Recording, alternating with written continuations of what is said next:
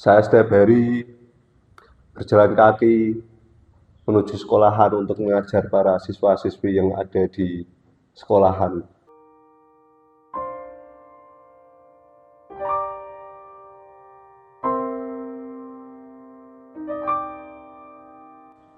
Perkenalkan, nama saya Muhammad Husnul Yakin. Saya dari program studi Sejarah Peradaban Islam. Di sini saya akan menceritakan perjalanan saya menuju ke sekolahan untuk mengajar para siswa-siswa yang ada di sekolahan. Saya berdomisili di Pondok Pesantren Al-Hidayat Poncol yang ada di Kecamatan Beringin, Kabupaten Semarang. Nah, saya setiap hari mengajar dengan menempuh perjalanan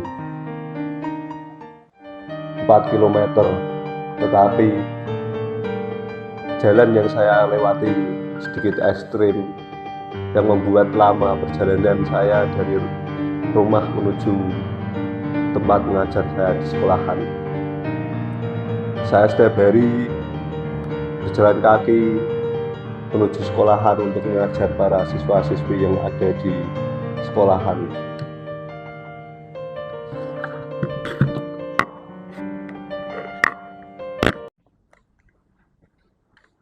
Assalamualaikum warahmatullahi wabarakatuh.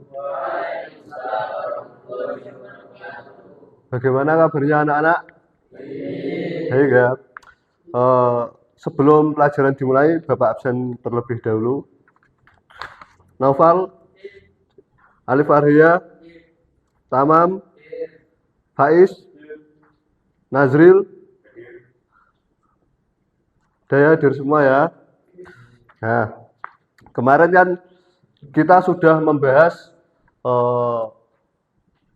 berbagai ajaran-ajaran yang telah diajarkan oleh nabi-nabi kita sebelumnya. Nah, sekarang Bapak di sini akan membahas tentang teori masuknya Islam di Indonesia. Nah, didengarkan ya anak-anak. Oke, untuk bisa dicatat nanti ya. Untuk yang pertama itu teori Gujarat. Nah, teori Gujarat itu masuk di Indonesia pada abad ke-13 Masehi. 13 Masehi dicatat itu. Teori Gujarat pada 13 Masehi. Yang dilakukan oleh para pedagang Arab. Nah, bagaimana kok pedagang Arab bisa menyebarkan agama Islam di Indonesia melalui teori Gujarat tersebut? Yang pertama, para pedagang Arab itu mempunyai harta yang sangat banyak. Nah, terus wanita-wanita Indonesia diincar untuk dinikahi.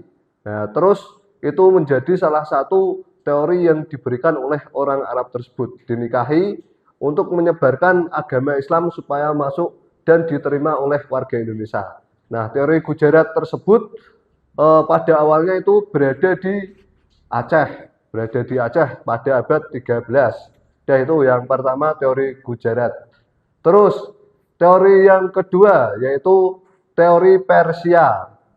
Teori Persia yang kedua, yang pertama teori Gujarat dan yang kedua teori Persia. Teori Persia ini masuk pada abad ke-13 juga. Nah, teori Persia ini masuk pada abad ke-13. Tepatnya di daerah Jawa. Daerah Jawa itu melalui teori Persia. Nah, bagaimana penyebarannya di teori Persia ini? Dan apa bukti dari teori Persia ini? Nah, itu bisa menjadi pekerjaan rumah kalian, nanti dicari bagaimana teori Persia tersebut bisa diterima oleh kalangan orang-orang Indonesia tersebut. Terus ada lagi teori apa lagi? Yaitu teori Makkah, yaitu teori Makkah. Teori Makkah itu diduga masuk ke Indonesia pada tahun ke-7, di abad ke-7, abad ke-7.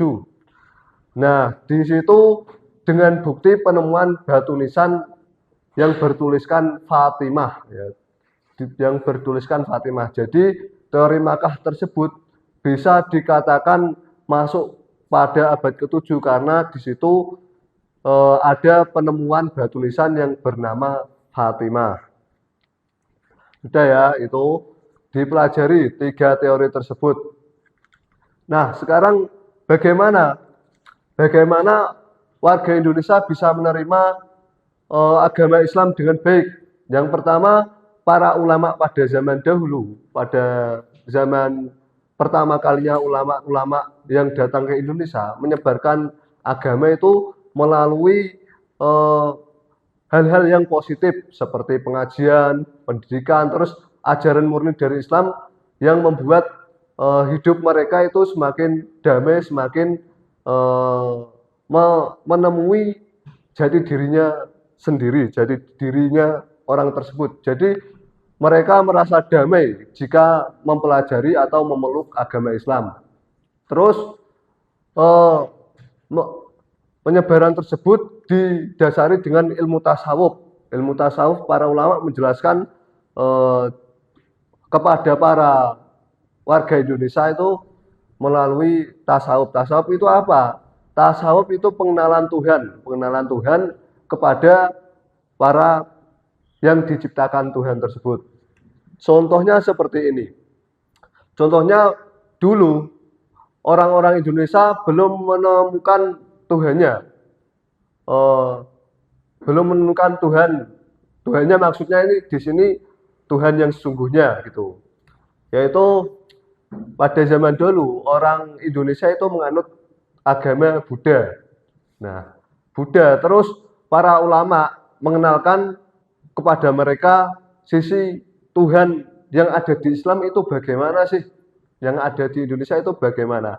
Ya, melalui pelajaran-pelajaran tersebut, melalui menerangkan tentang kekuasaan Tuhan yang ada di Islam itu bagaimana, dan mereka menerima dengan logis. Jadi agama Islam semakin diterima oleh para kalangan warga Indonesia tersebut. Nah, itu sudah, itu pelajarannya ya.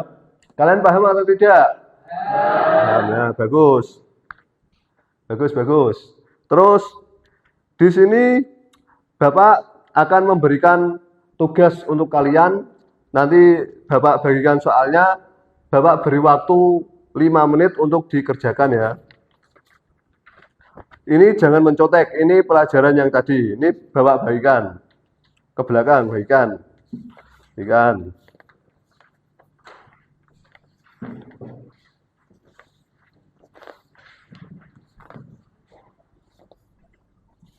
Nah, dibagikan itu dikerjakan dengan sungguh-sungguh.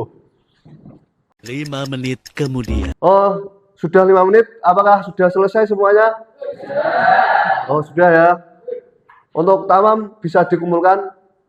Oh, dikumpulkan jawaban dari teman-temannya. Semuanya dikumpulkan. Nah, serahkan ke saya ya.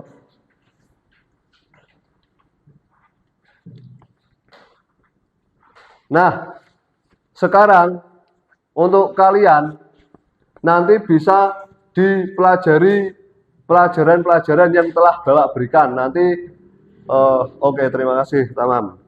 Nanti soal yang materi yang Bapak berikan tadi pasti akan keluar ketika kalian menghadapi ujian kenaikan kelas. Nah, itu ya. Ini ulangannya Bapak berikan nilai besok pagi. Bapak harap kalian berangkat semua. Dan untuk tugas kalian di rumah nanti bisa mencari itu teori-teori yang lebih dalam mengenai masuknya Islam di Jawa. Di Jawa ya, bukan di Indonesia, di Jawa. Contohnya ada seperti Sunan Kalijaga itu menggunakan teori apa, terus Sunan Wali Songo itu memberikan pengajaran keluarganya dengan teori apa, gitu ya. Paham anak-anak? Ya, sudah ini Bapak selesaikan pelajaran pada hari ini. Sama-sama kita mengucapkan alhamdulillah sama-sama. Alhamdulillahirabbil alamin. Terima kasih. Untuk besok jangan lupa berangkat. Assalamualaikum warahmatullahi wabarakatuh. Waalaikumsalam warahmatullahi wabarakatuh.